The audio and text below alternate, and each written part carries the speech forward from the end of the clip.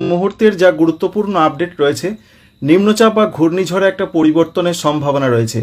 কারণ এখন কয়েকদিন যে আপডেটগুলো পাওয়া যাবে সেগুলো কিন্তু সম্পূর্ণভাবে সঠিক বলা যাবে না।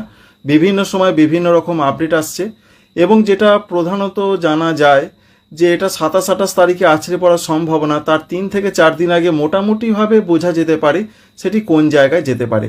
আমরা আপনাদের দেখিয়েছিলাম গতকালের যে আপডেট ছিল সেটা চেন্নাই এবং নেল্লোরের দিকে যাওয়ার সম্ভাবনা ছিল।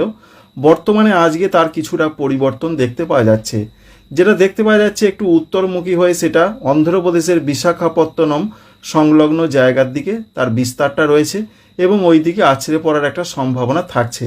যার ফলে যেহেতু ওপরের দিকে উঠছে, তাই বাংলার ওপরের দিকে ওঠা মানে বাংলার একটু কাছে আসা, তাই পরবর্তী ক্ষেত্রে এই ঘূর্ণিঝড় যে বাংলার দিকে আরও এগিয়ে আসবে না এমনটা বলা যায় না। যদিও আমরা দেখে থাকি বর্ষা পরবর্তী সময় যে ঘূর্ণিঝড়গুলো হয় সেগুলো মূলত অন্ধ্রপ্রদেশ তামিলনাড়ুর দিকে যায় এবং বর্ষার পূর্ববর্তী সময় যে ঘূর্ণিঝড়গুলো আসে সেগুলো মূলত বাংলার দিকে আসার সম্ভাবনা থাকে। এটা জেনারেলি দেখা যায়, তবে তার ব্যতিক্রম